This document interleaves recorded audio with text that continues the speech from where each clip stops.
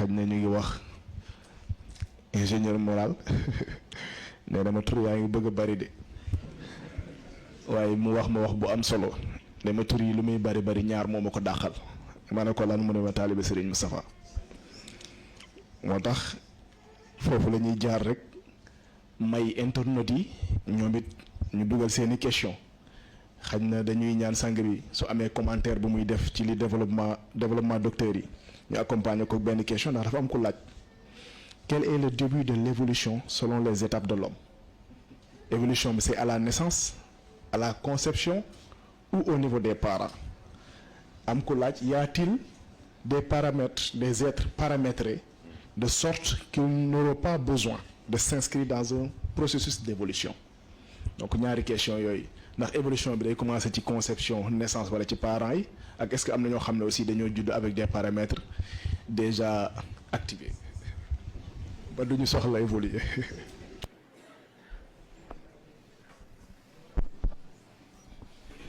ah asalaamaaleykum wa rahmatullahi taala wa barakaatu. ah ñoo ngi leen di nuyu di leen ziar di leen baalu àq di leen baalu àq surtout ci retard bi ndax ni ma ko waxee respecter heure dafa bokk ci respecter sa bopp te yéen ñii di ñëwootu góor gi waxuma leen ñun suñu temps waaye seen temps fi ñu ko teg ëpp na kon nag ngeen baal ñu si tali baa xawoon xat ah ñoo ngi leen di ndokkeel ci koor gi xam naa sama ñaari mbokk yi moom lu ñu wax rek ñu ne la voix du Colisée waaye xam naa moo leçon ya desee moo ko xam naa dañoo ragal a tari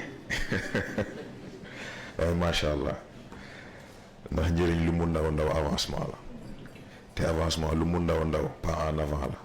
te pas en avant lu mu ndaw ndaw yaa ngi jëm fi nga soxla jëm kon nag sant yàlla waaye man nag balaa may dugg ci question bi dafa am question bi may laaj dafa am question bu may laaj xaw ma nag ba xam docteur laa koy laaj wala kan laa koy laaj xam naa daal naa posé sama question ndax bu njëkk dañu miinoon ñuy jàngale ci cadre conception ni fécondation pour mu am il faut un certain nombre de spermatozoïdes il faut que ñu wër ovule bi ki ci njëkk a am chance dugg moom mooy judd et pourtant gannaaw loolu scientifique yi découvrir ni du loterie sélection la ovaire bi mooy xool spermatozoïde bi dëppoo ak moom mu ne yow kaay boo paree sécréter substance boo xam ne ñi si des yëpp duñu mën a dugg ci faay bi kon nag léegi may laaj ci foofu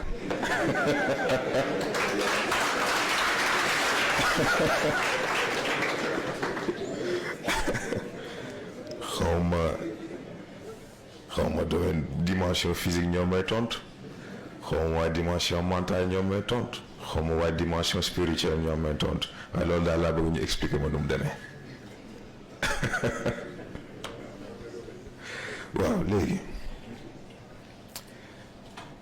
évolution wu nit fan lay tàmbali Cheikh El Hadji Malick moo ko tontu ba ay waajur ñëwee indi seen doom ne ko dañoo bëgg nga yaral ñu ko mu xool ne kii c'est trop tard parce que mu ne yàlla dana yar nit ñeent fukki at balaa moo judd waaye xam nga booba yar gaa tax ndax doom boo bëggee mu mel na nga bëgg mu mel danga koy njëkkee ci sa bopp jikko ba nga bëgg mu am yar ko ci sa bopp xalaatin gi nga bëgg mu am njëkkee ko ci sa bopp raw gi nga bëgg mu raw njëkkee ko ci sa bopp moo tax en effet ci parents yi lay njëkkee waaye yamu fa ay étape la bu parents yi defee li leen war yàlla garantir ko doom juddu si mais nag moom it foog mu xool kan ngay jur kan nga mérité jur ak lan la jamono soxla c'est très important bul calculer loolu ba pare nag ba xam exactement kan la lay jox mais xam nga pour wax la nit ñi ñàkk dégg yi ñàkk dégg yàlla amoon na ay jamono fii ñu doon coow éducation sexuelle ci école yi lii lële mais dañoo déggul ndax yàllaa ko njëkkee yàlla ba muy jàngale lim nangu diggante góor ak jigéen mais du tey ndax yàlla li mu nangu ci diggante góor ak jigéen yëpp moo ko jàngale ci sangu set lan moo tax c'est très simple loo war a sang dafa fekk mu war a tilim waaye loo xam ni waru ko jëfandikoo ba mu war a tilim loo ciy doyee sang bàyyi ko kay am na beneen cadre bu ñu ko dugal waaye comme yàlla moom dafa am benn classe bu muy fonctionner am na benn bassesse boo xam ne du fa àgg moom da lay jàngal sangu set rek ne nga raxasal sa bopp nii bàyyi la nga dem mais mieux que ça ci cadre conception normalement ci ko respecter sa bopp respecter ki nga si xel mais surtout respecter ki nga bëgg a jur sangu set c'est avant et après c'est avant et après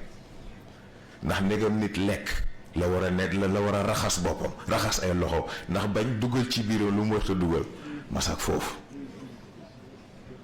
kon nag c'est avant et après gis ngeen bu loolu jàllee conception bi ci boppam ñoo ngi wax 9 mois de grossesse waaye dafa war a njëkkee 9 mois de préparation grossesse du lu simple ndax nit moo simple parce que conception moment la instant la waaye instant boobu ci la lépp di jouer instant boobu bu sa xel demee dina am impact instant boobu loo xalaat leneen dina am impact instant boobu sa respiration bu jàllul yoon dina am impact moo tax ñoo ngi tudd baatu handicap mais xanaa xamoon ne lii yëpp da ciy jouer am na loo xam ne bu ko sa doom indaale xamal ne yow même bu dul ci lu physique parce que àq dafa am solo c'est très important ni ma ko waxee sànq sa doom mën na judd indaale benn jikko bi ci yow la sa doom mën na judd indaale benn melokaan bi mën na nekk ci yow ndax sa doom mën na xëy sonal la façon boo xam ne da nga dul bàyyi xel ne yow noonu nga sonale woon yàlla ni ko benn woykat wéyee rappeur la sax def ne man de damaa yedd sama bopp mu ne ndax man dama naan def fu ma toogee ñaan yàlla waaye ma xëy yëg ni daf ma jéppi kon nag ma xam ne jot na ma may ko vacances te jël sama yitte teg ko ci kanam ba ma defee loolu laa doogee gis ni nekk kontaan na ci man c'est très important kon nag évolution ku nekk am na ci wàll parent bi am na ci wàllam waaye nit ki ci boppam am na yitte bu mu war a def pour évolution boobu mën a am nekkul rek lu banal c'est-à-dire que gis ngeen lii ñuy wax ni du problème mu philosophie du problème mu dara c'est absolument pratique am na ñoo xam ne jot nañ ci waxtaan ñoom am na ñoo xam ne jot nañ ci travail ñoom mais bañ appliquer mbir bi te bañ ko jàppee rek lu abstrait mais ban résultat lañ gis c'est très important parce que gis nga philosophie dafa incomplet lan mooy philosophie c'est l'art de se poser des questions waaye question sur question loolu bëgg a dëkki ut réponse boo xam ne boo gisee sax du la doy waaye léegi noo koy appliquer ci sa bopp kon nag philosophie kese doyul application bi dafa am solo c'est très important ba fàtte ma dara ci question bi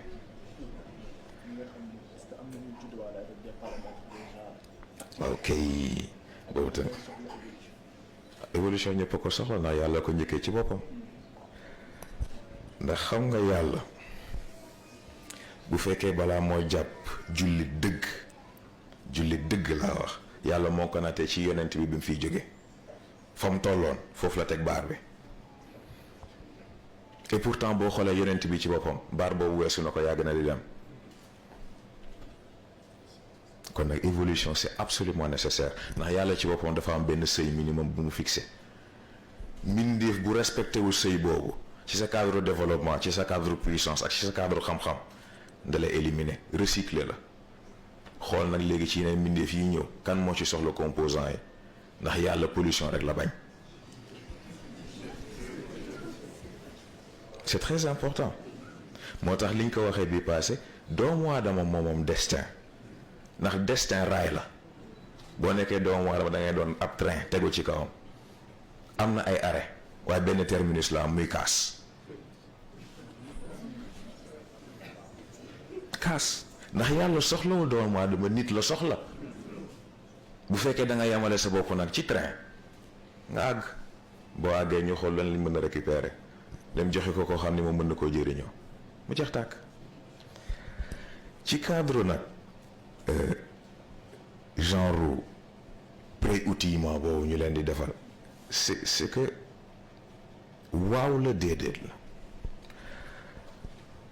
parce que yàlla loo ñàqul mënu la ko fay. ce qui veut dire que kon bu ñu gisee ni am na koo xam ne am na lu mu judduwaale bul jàpp ni fii la ko amee am na fu yàlla njëkkee ak moom am na fu mu jiitu am na fu mu jaar am na lu mu ñàq ba am li mu am waaye tamit bu ñu fàtte ne yàlla businessman la foo ne business nag ne investissement foo ne investissement ne profit waaye foofu recyclage bi day ñëwaat. ndax yàlla bu gisee ni investissement bi mu def ci yow munoo fexe ba génneel ko bénéfice mais di retirer fonds yi te mooy li Serigne Cheikh waxoon ne wàlliyu nit dina judd nekk wàlliyu te du ko gaañoo foofu rek la dellu yàlla bu investir ci yow won ko ni équipe gagnante nga won ko ni résultat di nga ko teg won ko ni lim lay doyee dana mat won ko ni boo ko defee ba pare di nga ko ci tegal leneen mu xam ne kon yow liggéeykat nga bu ëllëgee balaa moo def ci keneen def ci yow foofu rek la toll waaye nag bu ñuy jàpp ni mbir bi ay jagle la jagle amul ci mbiru yàlla ñaari yaram dafa am foo jaar ak moom mu jox la lim lay jox xëy na nit ñi ñoo dul xàmmee loolu waaye yàlla fi muy jaar ak ñi muy jaar moom moo ko xam ñi muy fay lim leen di fay moom moo xam c'est très important gannaaw loolu nag comme ni ma ko waxee investissement bi il faut nga fexe ba yow nekk investissement rentable c'est aussi simple que ça yaakaar naa mat na. fa tabarakallah yal na yàlla yokk leer dënn. amiin incha allah. am naa dañuy dem ci yeneen questions yi rek dafay topp logique bi ba léegi. tudd nga ni yàlla pollution rek la bañ. nga wax ni suñu physique mooy suñu premier environnement. muy laaj comment peut-on contrôler notre environnement. Et comment expliquer la complexité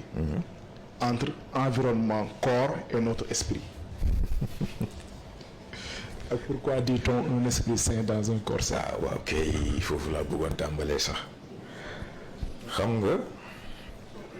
un esprit sain dans un corps sain boobu nit moomu ko ndax xam nga ñoo ngi tudd noyau humain mais foofu la dellu parce que noyau humain mooy central bi nga xam ne moo dajale yaram xel ak ruux waaye boo yamalee mbir yi si un esprit sain dans un corps sain c'est parce que ruux la guggul wala bu duggee ba pare dàqu na kon nag foofu wax ji lan la ci foofu nag environnement bi pollution bi fa lay dellu ndax bu ñu nee environnement mooy yaram xam nga dañuy wax détérioration de l'environnement réchauffement climatique yooyu ñuy wax yëpp xam nga dafa am lu ñu comprendre ci li yàlla dajale ci nit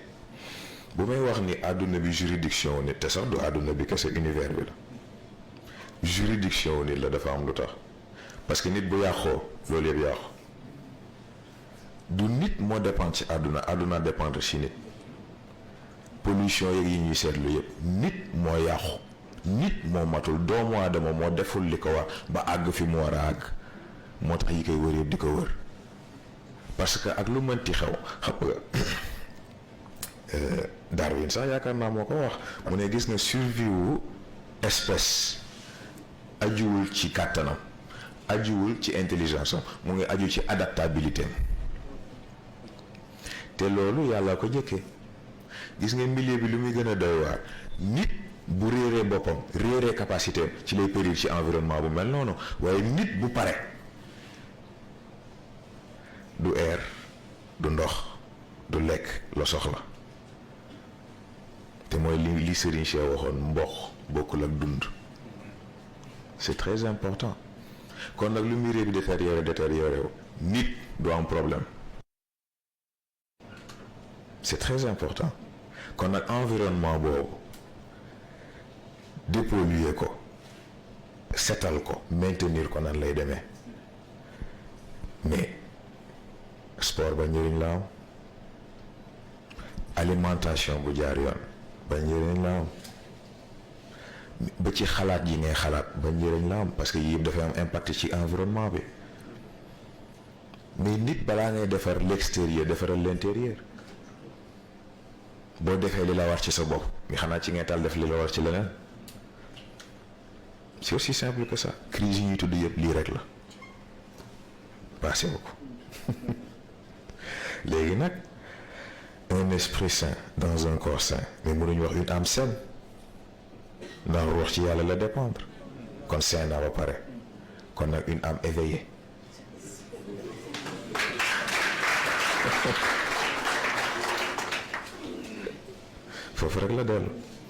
foofu rek la dellu ndax bu yaram matee yaram nga def ci moom li mu war a def ci yoon mu matit xel partenaire mat ruux partenaire ah xanaa kon ci la noyé bi mën a màgg xam nga dafay dellu ci xëy na loolu benn mbokk tudd ci lënd bi baatu chakra yooyu ñuy wax dañoo desee dégg moo tax ñu yamale ko foofu ndax noyau humain boo ko defee muy cercle diviser ko par 3 bu ci nekk ak paaram mais bu ci nekk bu waree màgg mais mënul piétiner ci moroomam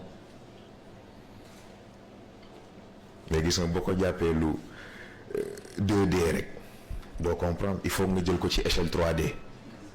ndax foofu la profondeur bi di feeñ kon nag ñoo ngi tudd nit waaye ay degré la ki nga xam ni moom ay éléments ñoo kawe sa yos mais lu répartition bi égal boo ko xoolee ci wet gi gis ni moo la sut kon nag nit ak nite ay degré la ay palier la dangay gën di yéeg ba keroog di àgg fi yàlla soxla dit niveau bi mu ko yéene nga xam ne juridiction bi nag léegi moom moo koy yore parce que nag bu leen kenn nax yàlla soxlawul 7 milliards nit kenn la soxla te boole na ko ñetti juge Adam war a juger état physique am xool ba xam est-ce que yaramam mën na li mu war a mën est-ce que capacité yi ci denc yëpp génnee na ko mu jël xel dénk yonent yàlla Ibrahim xool ba xam est-ce que yeewu na est-ce que moo ngi analyser ci vitesse bi mu ko war a defee jël wax dénk ko yonent bi ndax mu mën a xam est-ce que réellement liggéey na li mu war a liggéey ci boppam bu ñetti yëpp dajee nag nit di doog a mat c'est extraordinaire xam naa maa ngi commencé piétiner sax ci yeneen domaine bi am na solo de xam naa moom bu yóbboo les partisans yi lutter pour la protection de l'environnement changer de paradigme. waaw foo ñu njëkkee ci seen bopp. il le faut absolument parce que toujours nit dafay jóge ci dafay fàtte boppam di seeti affaire yi ci biti ba ci suñu borom sax bi muy wax ci dégradation de l'environnement nit la ko delloowaat ndax zaharul fasad fil barri wal bahr bi ma kasabat aydi nas di fait des agissements de l'homme parce que daf ko jox mandat ba pare daf koy laaj compte rendu effectivement mu ngi doon ñu continuer parce que dañuy wax ci les composantes de l'humain ak seen utilité am kuy laaj li ñuy tuddee sens de perception ndax ci bët ci gis la dellu wala ci xol di laaj aussi le sens de l'entendement ndax ci nopp la aju wala ci xol la aju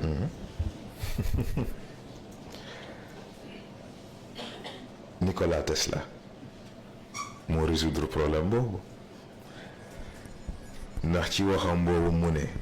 ñetti chiffres yi bu ko nit déggoon dana xam li ko yàlla dencal mu ne 3 ni 6 ni 9 man wax jooju dama ko déggoon di ko étudier waaye yàlla xam ne góor gi saxuma ci gàgganti beneen affaire la xam nga ne boo nee 3 ne 3 dimensions wu nit yaram xel ak ruux waaye 6 bi kon mooy lan mooy fi bu nekk di abandonner étape initiale am jaxasoog moroomam yaram dootul nekk yaram kese dana jaxasoog xel jaxasoog ruux xel dootul nekk xel kese dana jaxasoog yaram jaxasoog ruux ruux dootul nekk ruux kese dana jaxasoog yaram jaxasoog xel capacité cachée yi nag ak capacité secondaire yi génn est-ce que yéen a ngi comprendre li mu bëgg a wax c'est très important ce qui fait que à partir de là mais maa ngi ciy waxtaan ak Moustapha Ndiaye bii bu ñu demee ba suura di am xet mais kon est-ce que li koy xeenti bakken bii la mais boobu sax sori na ndax bi làmmiñ di pare alxuraan ay capacité wu alxuraan boobu dafa am fu mu yem parce que daf ci am beneen phase boo xam ne nit ñi xamuñu ko te mooy li nga xam ni aaya bi nga xam ni ruux moo koy tari c'est très important moo tax ayatul kursi bii ngeen miin di ko tari boobu du groupe original bi boobu pièce de musée bi ñu bàyyi ci arche la waaye vrai kursi bi tax ñuy wax boobu aaya bi li koy complété ruux rek ko mën a tari ndax làmmiñ kàddu yooyu dafa diis ci moom bu koy tudd du yàqu kon nag yamul ci li physique yamul ci li charnel dafa am leneen loo xam ne foog mu def intervention pour perception dëgg parce que dafa am loo xam ni dañ koy jaawale xam nga dañuy naan ku nekk ak sa dëgg baat boobu d'accord ma parce que ku nekk ak sa réalité la mën a d'accord réalité boobu ci perception ku nekk la dépendre perception nag ku si nekk ak sa bos boo xam moo xam dafa subjectif moo xam dafa objectif waaye yàlla moom ak lu mënti xew c'est la vérité même kon nag moom doo ko àtte ci réalité ci réel nga koy àtte ndax moom existence am ak lépp lu mu xas ba teg dépendrul ci yow li la neex ak li la neexul dépendrul ci li nga gis ak li nga gisul dépend ci say capacité ak li nga tële moom am na xas na ba am c'est fini moo tax il faut faire la différence ci baat yi comme d'habitude gis dafa am gis-gis am dégg dafa am déggin am astafurlah dégg-dégg am c'est très important parce que dégg-dégg mooy yow ni nga déggee waaye dégg mooy sens ba ca nekk réellement c'est très important dafa jar a xàmmee kon nag foofu perception il va falloir nit paramétrer boppam de façon à ce que du nekk perception bu dépendre nag léegi ci réalité bi mu tegal boppam da koy delloo boroom ji ne ko nag léegi yaa may yore ñu dellu nag ci 9 ba ndax 9 c'est 0 xaw ma nag ba xam ngeen fi mbir yi yëpp 9 c'est 0 parce que foofu sa yaram nekkatul yaram sa xel nekkatul xel su ruux nekkatul ruux yëpp la yàlla boole def ko benn ba pare taf ci boppam ne la léegi sonnatoo man maay doxal boo gisee mana boo déggee mana boo jëfee mana loo ñaan ak lu mu mënti doon man danaa ko def loolu la mag ñi am mais gis nga ci foofu sax ngay gis différence bi xam nga ci cadre scientifique lan la ñuy am da ngay am étude am extraction am transformation ci cadre matière première gis nga foofu la mag ñi raw a ñi si des ñoom dañuy matérialiser ci sa expérience bi lañ bëgg a def substance bi lañ bëgg a créer téléporté nañ laboratoire bi élément yaa ngi ni taxaw na dajale nañ la ñu bëgg a dajale travail nañ la ñuy travailler tëjaat nañ ko ndànk dugal seen poche doxi seen soxla mu jeex tàkk moo tax ku xamul li nga am xamoo ko waaye alors lu ku sàggan ku farloo koy jëriñoo noonu rek la toll.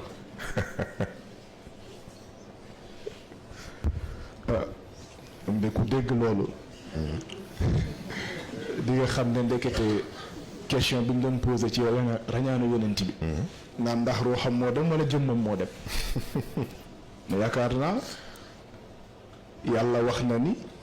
ma zaagal basaru wa ma taxa bu ko yàlla di wax xanaa ka muy waxal dafa jàkkaarloog moom beneen bi buñ ne lahu xalbun iza naamatil aynaani lam yanami te mooy buy nelaw sax xolam mu ngi communiquer ak asamaan ci loolu aussi ñuy laaj ku mel ni Cheikh Ahmed Tidiane Chérif ni impact bi lumière bi doon def ci yaramam ba température am dépassé largement bu normal bi ñuy wax ni daan na dem ba ci mujj du dem boo yëkkatee xëy lan la sax mel ni da nga koy agressé lan mooy def loolu avancée technologique.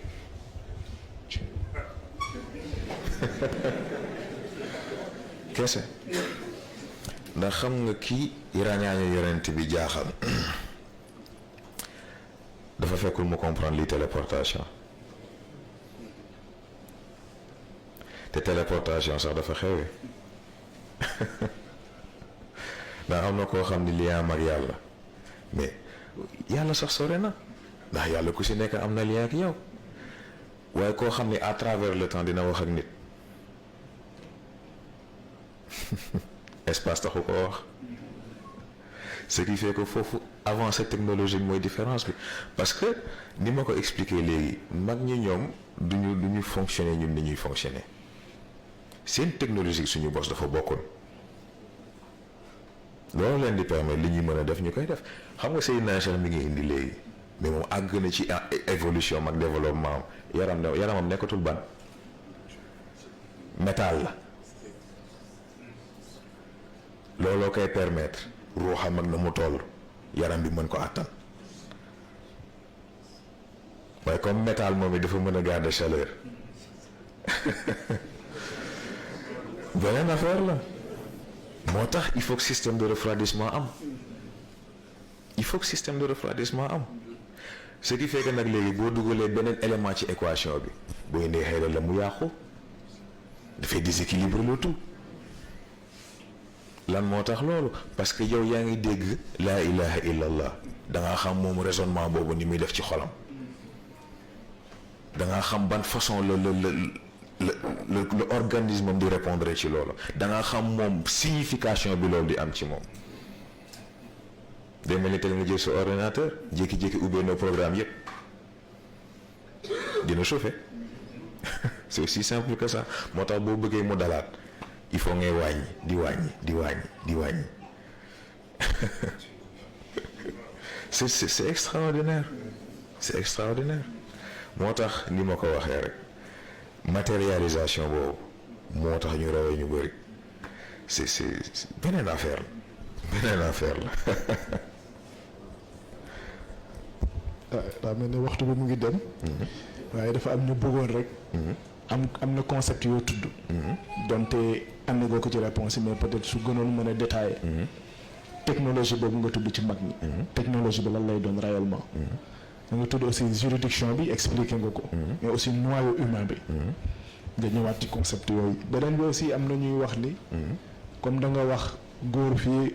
amul soxna du mat li mu war a mat am na ci ñoo xam ne amul woon fit mais dañoo bëgg a exploiter loolu mais lan mooy mariage dëgg-dëgg waaw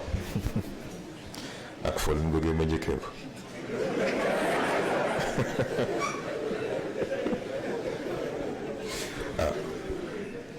xam nga ni jamono tëddee dafa am ñuy jaawale électronique ak technologie c'est-à-dire que tey jii boo ne roue par exemple xam nga roue bu njëkk bant la woon ñu dem ba roue nekk pneu am jante loolu avancée technologique la technologie wu roue la mais avancée technologique am na c'est-à-dire que technologie mooy bépp progrès bu am pour améliorer fonctionnement wu nit xam nga ba xam yéen a ngi comprendre li ma bëgg a wax lépp luy améliorer fonctionnement wu nit avancée technologique la loolu yëpp ci technologie lay dugg yaakaar naa boobu bon war na leer parce que xam nga ah mais yow mën a dégg sax xam nga nañ ko delloo ci téléphone yi xam nga tey ji ko xool Nokia 3310 xool iPhone 12 li nga xam ni différence am na et pourtant même objet bi la téléphone la mais dafa am avancée technologique ce qui fait que même technologie bi la waaye forme yi bokkuñu avancée bi bokkul compétence yi performance yi bokkutu moo tax loolu la ñu woowee avancée technologique mag ñi nag ñoom seen chance mooy comme ñoom du ñuy jaar ci processus bi nit ñi di jaar dans le sens où du ñuy def étude ci matériel bi def exploitation transformation ci matériel bi ñoom dañuy matérialiser directement boole ko ñoom fi ñuy tibbee ak fi nit ñi di tibbee bokkul ndax ñoom laajuñu yàlla question dañ ko jox seen bopp alors que scientifique yi ñëw dañoo poser question ba pare ndax bëgg yokk seen bopp moo tax fa lañ daanoo mag ñi ñoom du ñu laaj question dañuy joxe seen bopp bu ñu joxe seen bopp yàlla jox leen boppam mu jeex tàkk moo tax li leen di yàlla di baaxe ñeneen duñ ko am moo tax nu mu tuddati waaye transmission bi nii lay demee mag ñi dañuy créer seen technologie buñ ci paree jox malaaka yi ñu fo malaaka yi yore ko buñ ci demee ba beneen war a wàcc ñu jël sànni nit ni ko nit am nit focc ba pare yaakaar ne moo rey golo yépp surtout fekk na am ñu nekk ci seen biir di dox ak loo xam ni waxuma la bombe nucléaire waxuma la bombe H waaye bombardement kinétique sax du moroomam noonu rek la toll moo tax li ma wax sànq rek ku xam li nga am da ngay sant yàlla ah yàlla yàgg xam ki ñu am mu des ba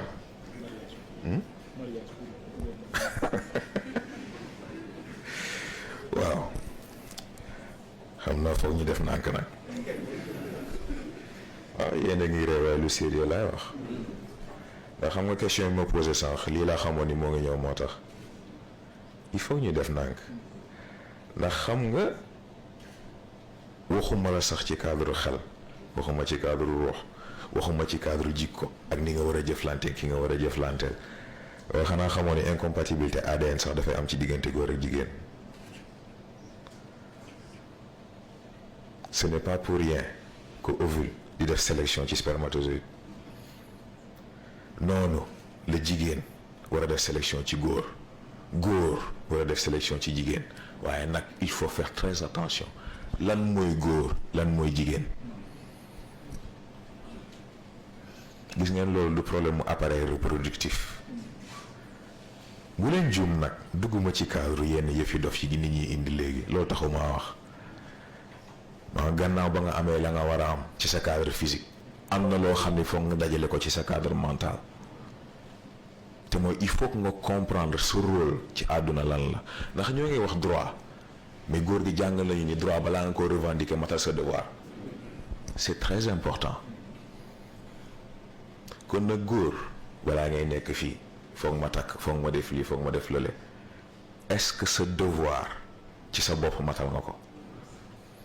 est-ce que yar nga sa bopp ni nga war a yaree sa bopp est-ce que tàggat nga sa bopp ni nga war a tàggate sa bopp est-ce que pareel nga sa bopp ni nga war a pareel sa bopp moo xam ci yaram la ci xel ci ruux ak ci xam-xam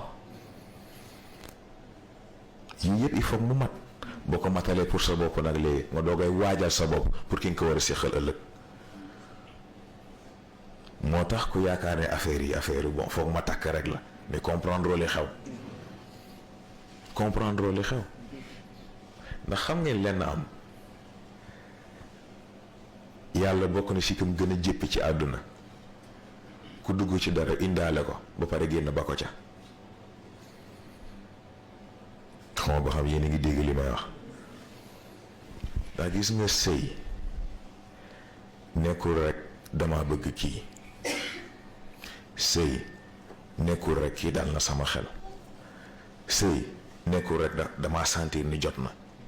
déedéet, jot gi ci sa yitte la aju, jot gi ci sa yitte la aju, te beneen bi du yow yaa koy tànn, yàlla la koy tànnal. c'est aussi simple que ça. moo tax cofeel bokkul ak mbëggeel, bokkul ak nobel. mbëggeel ak nobel day weesu, xemmeem day weesu, yooyu yëpp day weesu, taar day weesu. waaye boo jëlee sa bopp dénk yàlla, yàlla ne la d'accord, mu xool di dox di dox di dox di dox di dox ba dajee koo xam ni dëppoo na ak yow ci cadre yëpp, mu ne la mu ne sa xol kay seet si kii nga xool ba xam, bu seetee seet ne ko kii de sama xel dal na ci, mu dem seeti kële ne ko kay xool kii, ne ko kii sama xel dal na ci, mu ne kon bàyyi leen mag yi si des. moo tax xutba ci jàkka yàlla moomu ko, penc maa ko moom, pour wax ni ñaar ñii yàlla garantir na seen diggante. kon nag keneen ku ci bëgg dugg yàlla ngay amal affaire.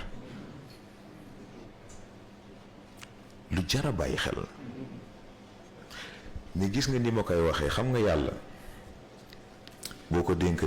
dénkee sa bopp dénk ko sa diggante ak nit ñi, bu la nit ki bëggee war moom du la war, bu la nit ki bëggee war moom du la war. c'est aussi simple que ça. kon nag ku ko bëgg a def yëfi taf-taf, dugg taf-taf génn taf-taf rek, noonu dong la toll. waaye ko jël yàlla mi nga xam ne du jeex, du xaaj, du wàññeeku, nga jël sa lépp jox ko, jël sa xol jox ko, jël sa tey jox ko, jël sa ëllëg jox ko, billaahi dina la boole koo xam ni tey ëllëg ak gannaaw ëllëg yaa ngi mooma. kon nag bu leen ko yàkkamti, bu leen ko yàkkamti. gis nga boo leen matee pare ci seen bopp, def ci li ngeen def ci seen bopp, choix du doon problème, choix du doon problème, parce que ngeen di xëy rek ki war a taxaw seen kanam taxaw seen kanam, et puis c'est tout. non rek la toll. waaw dafa mel ni leer na de. c'est aussi simple et compliqué.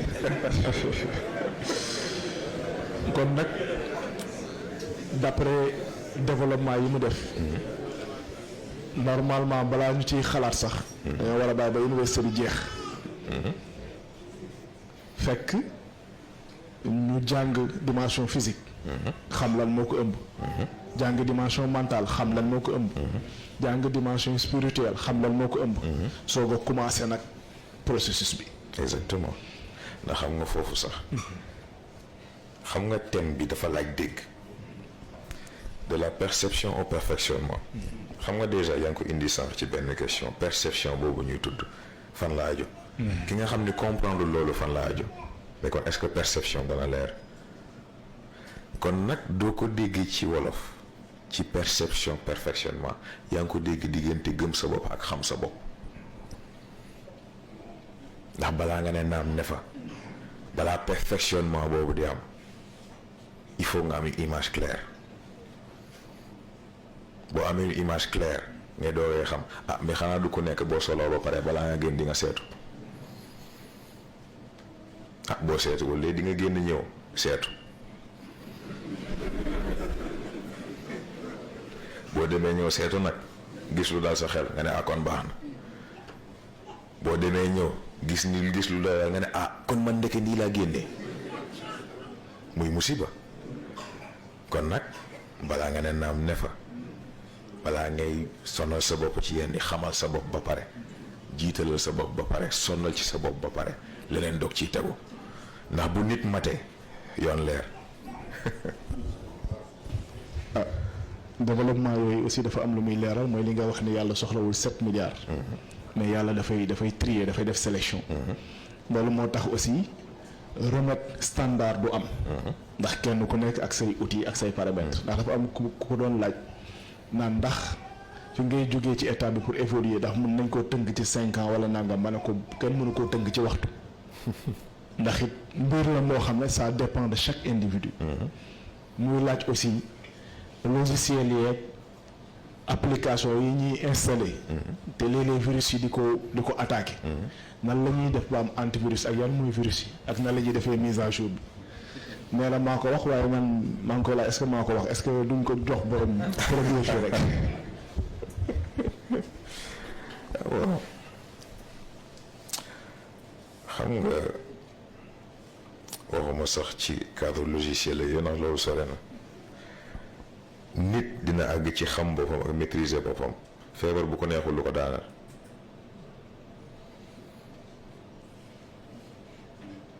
xam nga lu tax loolu li nga wax léegi lu universel lu standard amul mën nga am ay effets similaires waaye du bokk boo bàyyee xel loolu mais lan moo tax ñuy wax MacBook lu tax ñuy wax mënu am virus c'est parce que dañoo comprendre technologie bi virus yi ñu miin du pour Mac OS pour Windows la système yee bokkul waaye Mac OS am na virus yoo xam ne foofu lay dox te du dox feneen gis nag boo bàyyee xel principe boobu pour nga comprendre li may wax dafay yomb bu fekkee lu standard amul kon système standard amul nit ki bu sonnee ci boppam système personnalisé la fay am bu amee système personnalisé la nag lu dul virus personnalisé du ko atteindre moo tax moom mooy xool lan moo ko neex mu dal ko lii yëpp ci yar sa bopp ak xam sa bopp c'est ça gis nga nag ku bëgg a foog ne affaire yi est logiciel universel la demeewul noonu ay différence la bu ci nekk dañ ko tëgg pour chaque système bu ci nekk ak objectif am ak ay capacité ak ay performance am waaye nag problème bi mooy bu fekkee da nga bëgg dépendre ci antivirus pourtant sànq rek laa koy avant ñuy ñëw antivirus a gën a wóor di ci ordinateur ndax virus boo am fa lay jaar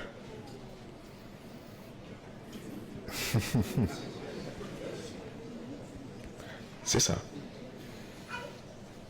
ça te lii nekkul rek lu ñuy wax nii ma wax ko expérience bu ma def la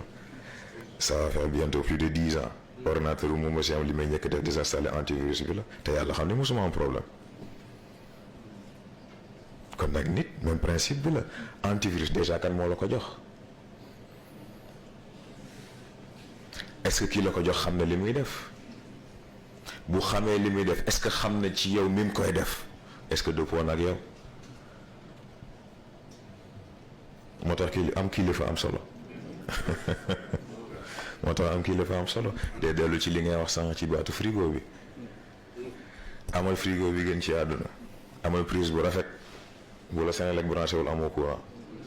waaw ma ngoog kon nag booy uti abonnement di uti contrat da ngay dem fekk koo xam ni courant du coupé noonu rek la toll ah.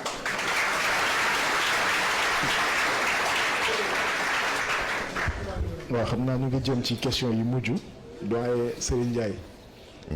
su duñ la jox rek nga posé ko directement. ñëwal. waaleykum salaam. Serigne. Il y a quelques années waxoon naa la j'aime bien ton style. Est-ce que tu te rappelles. yaa ngi koy fàttaliku. dama ñaanoon. Habib. bërki démb. ni ko mu may ma quelques minutes. tey. ma wax ci li ma xam. ak ci li ma yëg. ak ci li ma bëgg. xam nga yow toor fakal la. dama gis. 1965. man maa ngi nekk CE2.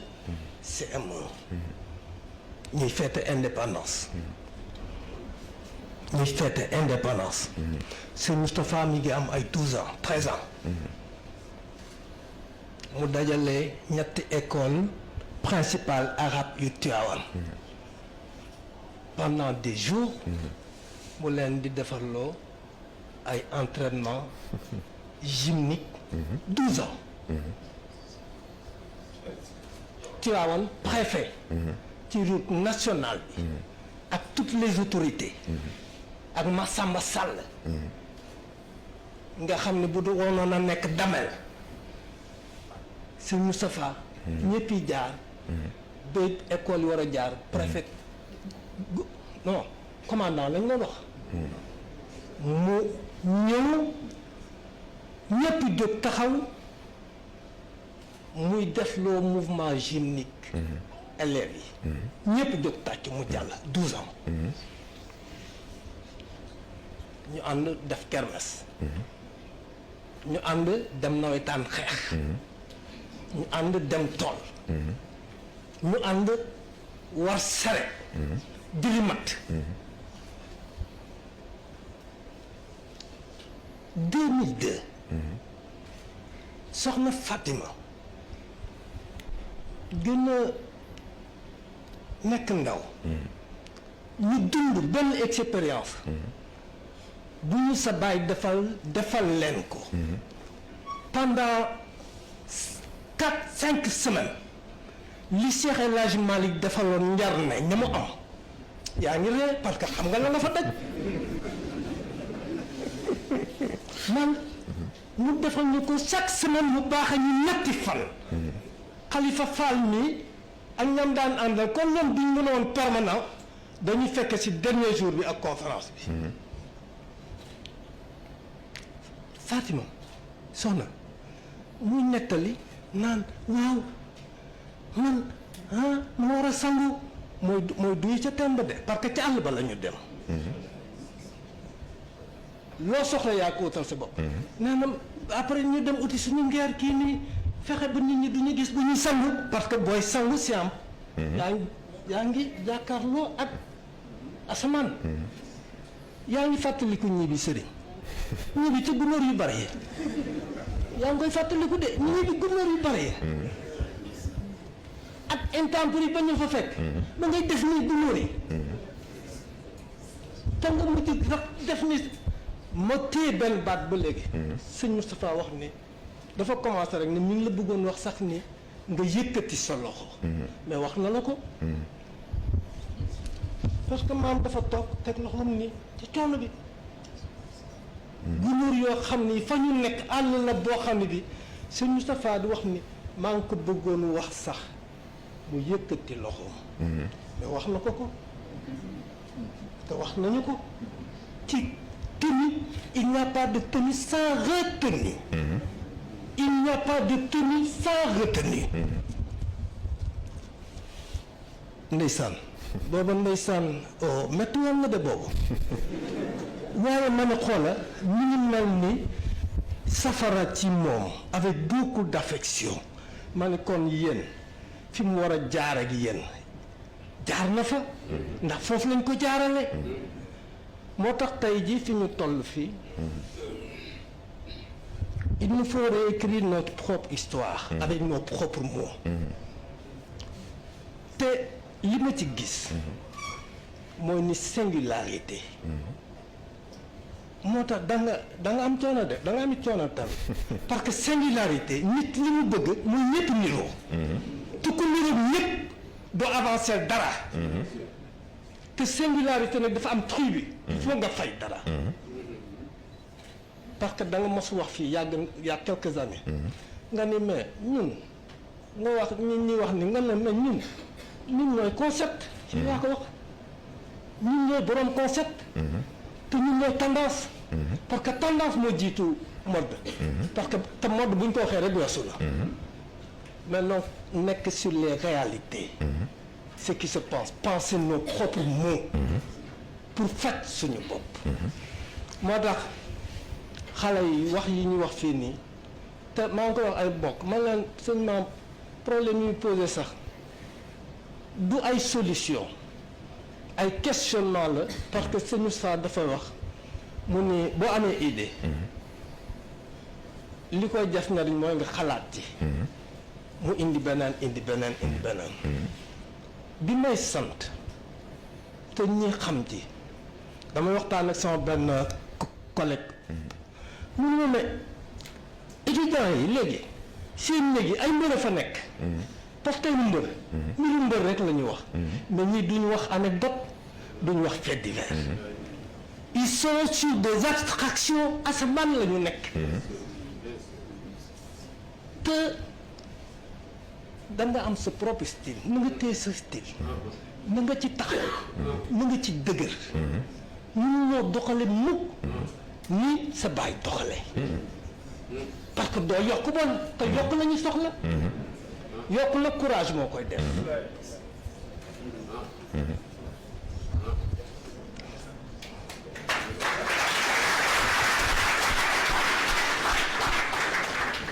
sama question.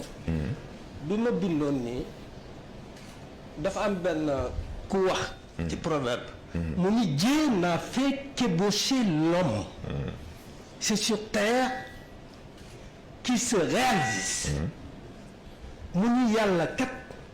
subhanahu wa taala nekkul lu dul door nit. gis nga dàtt bi comme bu ñu faboon lii muy dàttu garab ñu bëgg ci génne kuur wala gën ka koy defaree am na koo xam ne ci day dagg rek ba mu niroog ne fa lay yem. mais am na koo xam ne que lu muy mujjee. mooy di fab lañ set di xoos. ca finition ba. ak di jël papier.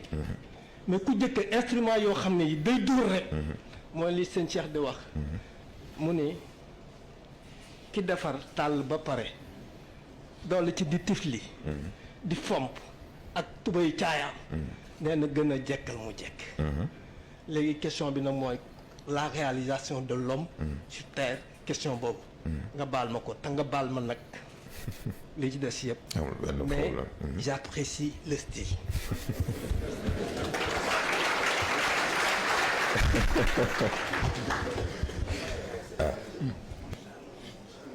sant yàlla rek ndax xam nga sax style bi nga tudd moo question bi nga tudd c'est la même question. dama koy wax benn mbokk ma ne ko gis nga jamono dafa toll foo xam ni nit dina dugal boppam safara ci appréciation bi muy am ci yow te du ko teg fenn fudul ci nim la gisee kon nag yow lay sóoral nga protéger ko ci kàmb googu mu bëgg a dugg. il est donc impératif ci jamono boroom yitte boroom objectif il faut mu non seulement être à son meilleur mais il faut mu paraître à son meilleur ndax am na foo xam ne boo fa bokkee foo mënti toll il faut ku la xool xam ne kii de fële la loolu rek a indi style bi. xam nga gis nga question bi nga posé ni question bu ma mës a intéressé la parce que dama mës a seetlu benn sculpture boo xam ne ki ko def il est tellement fin avec ses mains ba ci xeer mën na la indil effet voile. gis nag nit même principe bi la looloo tax Colisée bi ñu indi ko ci façon bi ñu ko indee parce que dimension physique moo ci gën a yomb comprendre moo ci gën a yomb façonné boo duggee ci domaine mental bi nag def lien bi entre le physique et le mental ak seen interaction pour nga mën a dégg nag troisième semaine bi muy ruux ak implantation ci ñett yi dafay gën a yomb mooy li nga indi rek gis nga xeer boo ko yoree ba pare booy sculpter il faut nga dindi les grands blocs ba nga am une idée à peu près xam ni bon fii daal à peu près lii su nekk fii la war a nekk nga doogay génnee les formes complexes bu forme complexe yi génnee nag ci ngay doogay dugg ci finition yi ak détaillement beeg yu mel noonu gis nga c'est le même principe ci exercice physique xam nga malheureusement yu mel noonu dañ koy dégg Sénégal. non sport boo koy def nangam non boo defee lii nangam et cetera mais da ngay xam ni xamuñu li ñuy wax ndax gis nga c'est le même principe ci développement physiquement même côté esthétique ak côté performance c'est le même principe doo tëb rek bëgg dugg ci leen li wala bëgg a àgg fenn fi il faut nga jël sa temps étudier sa bopp étudier sa mécanisme yaram étudier sa métabolisme ak réponse bi muy def tey ji am na façon exercice yoo xam ni tey ji loo mënti lekk di nga ko génnewaat li nga soxla rek ngay garder te loolu sax ci côté exercice rek la bokkul ak mécanisme bi yàlla jox nit ba pare. ce qui fait que am na sax côté physique nooy travailler sa bopp mais man gis naa mag boo xam ni il a plus de 75 ans mais boo xoolee yaramam moo gën a dagg sax pilier bi mais lan moo ko may loolu mooy même principe bi da ngay dégager les grands blocs indi forme complexe yi doogee àgg ci finition yi c'est le même principe gis nga muy yaram muy xel muy ruux c'est le même principe. il faut nga nangoo tàmbale li nga xam ne en fait moo la gën a sonal li la gën a gàllankoor nga écarter ko tegee ko de côté boo defee loolu déjà am nga pas en avant boo def gannaaw loolu nag léegi ngay dagg di gën a rafetal di gën a détaillé ba mu mel ni nga soxla mu mel laa nag yaa ngi jege nit loo gën a détaillé mu gën a rafet mu gën a niru lu grandeur nature ci nga gën a jege nit di gën a jege nit parce que bu fekkoon yàlla dafay defar nit ñëw rek teg ban sens lay am formation bi mu soxla ci moom du ko mën a am ba juridiction mu mën ko yore mandat am def ci lim ci war a def correctement moo tax il faut que mu jaar ci phase de sculpture boobu phase de raffinement boobu ba moom it mën a mat li mu war a mat ba xam question bi tontu naa ko jërëjëf kon. donc d'après les développements dañuy jàpp ni kullu mawludin yuladu alal fitra mooy ébauche bi. irji'an ila rabbika radiyatan mardiya de réalisation bi. diggante bi nag yàlla ñaan fi doomu aadama mu jóge ci étape bi mu nekk dem ci état bu nit. xam naa dañuy dem ci dernière question bi. waaye bala mu ciy dem dafa wax yu am solo. te Serigne Moustapha def ko.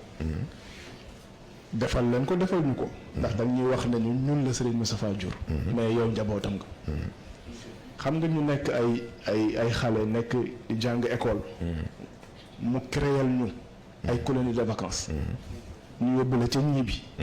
doo am mat laa ci basan ngay tëdd. ndox bi ngay kaas bi ngay sangoo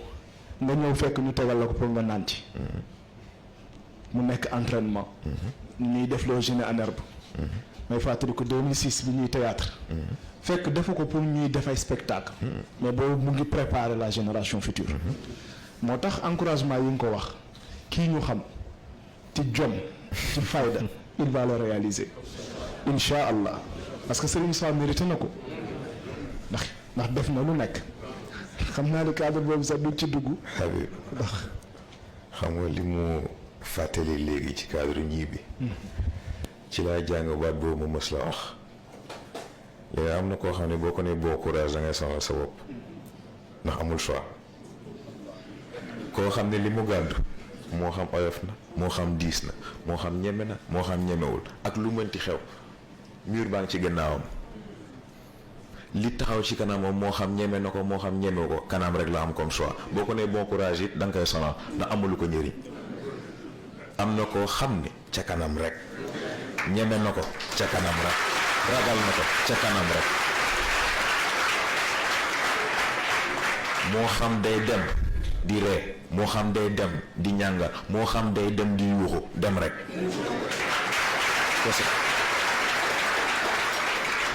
te gis nga tonton Seri lépp moo ngi ñu ko jàngal ci projection ñibbi ba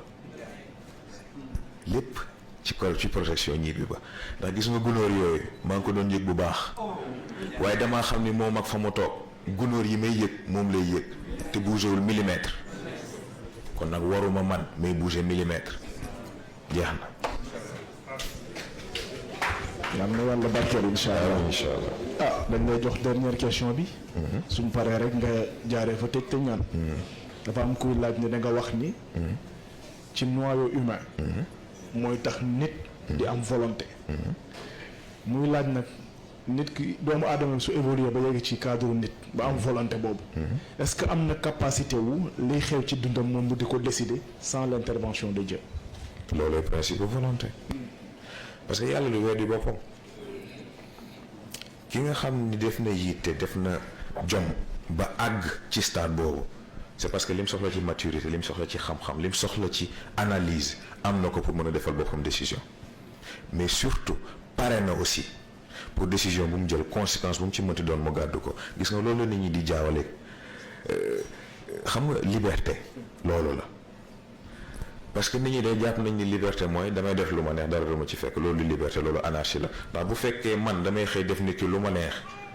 keneen ku bokk ci kooku ñëw moom it xool ma def ma lu ma neex di def ma lu ko neex ah du sotti du sotti waaye nit ku nekk bu fekkee xam nga ni boo tegee action am na lu ciy jóge am na répercussion bu ciy jóge te kon di nga respecter sa droit d'action mais aussi di nga des respecter sa devoir de conséquence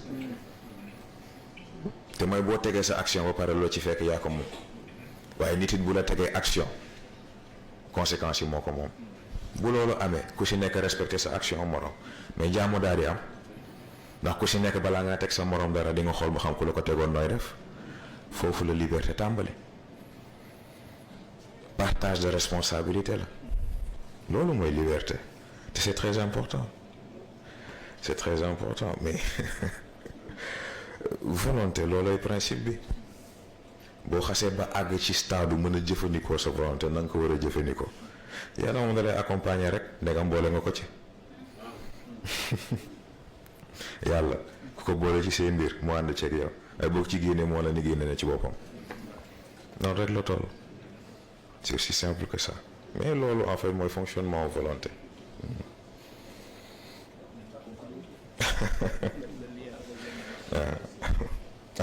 waaw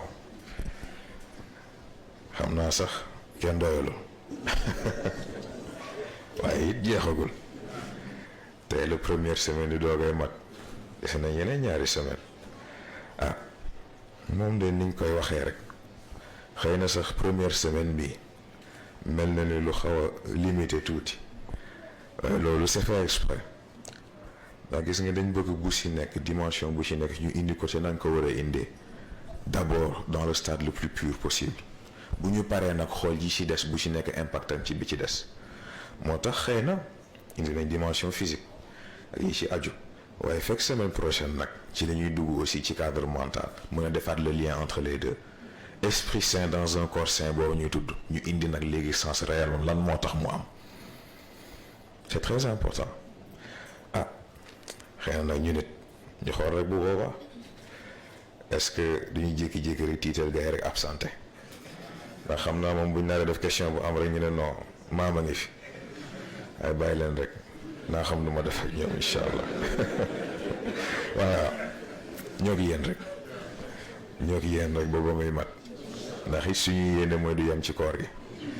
am nañ yéene continuer ko di ko traité di indi éléments yu bees ba keroog ñëpp di am lañ soxla ci seen bopp incha allah xëy na nag balaa ñuy tëj bay ñaanalante dafa am lu ma bëggoon mu leer ndax dafa am lu ñu attirer sama attention mu soxal ma lool nag duma ci fo duma ci kaf duma ci ree duma ci pardonné ndax dañ ma wax ni dafa am ay xale yuy wër di wax naan waaw daayira bi amatul Moustarchidine Junior rek am ma yaakaar ni nag loolu ku sa xel di dox sa xol di wër di nga xam ne loolu tegewul fenn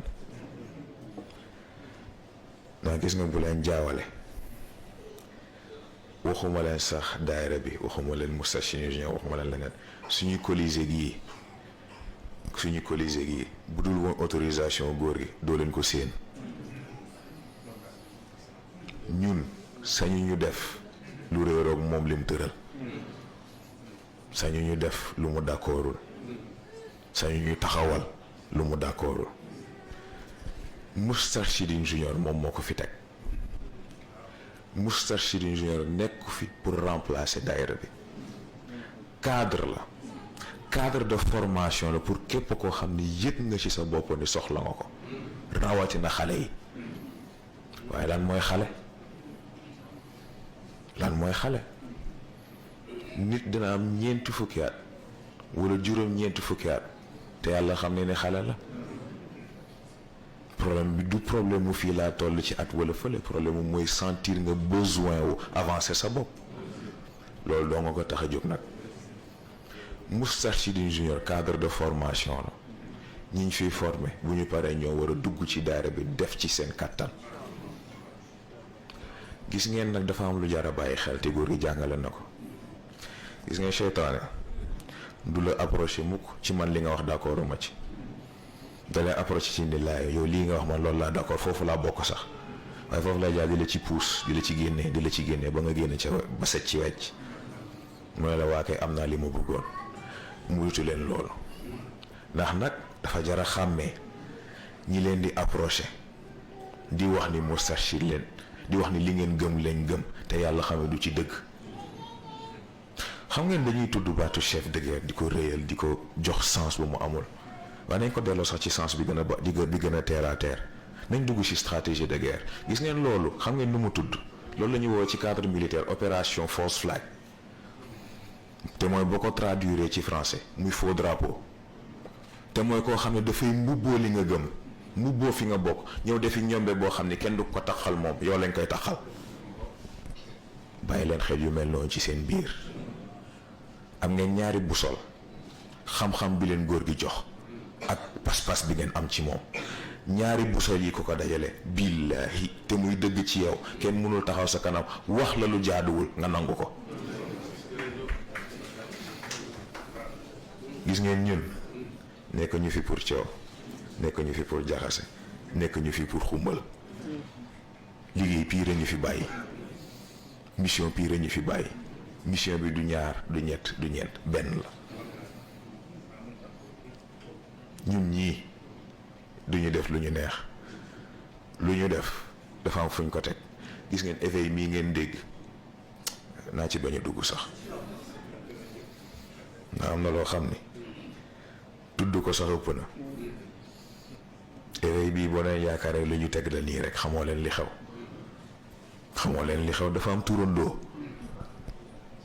dafa am turandoo te éveil mi yonent baa ko baptisé falaay yam nag falaay yam daayira bii ko bëgg a def ñaar di nga jaar ci suñu bakken yi daayira bii ko bëgg a tas di nga wax lu leer nañ di nga ñaq lu leer nañ waaye di nga nàcc ba nga xam ne nekk deret dafa cher duñu ko seetaan mukk ku mu mënti doon nag moo xam xale bu yaree di ko la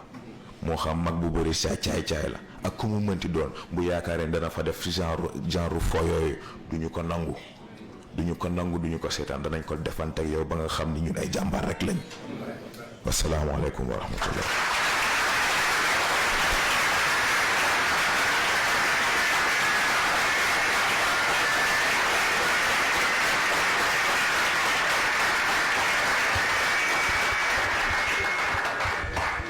ñu jàng Fatiha. Fallaxe ak naa salaatul Fatihi ñu tëjee ko jotaay bi.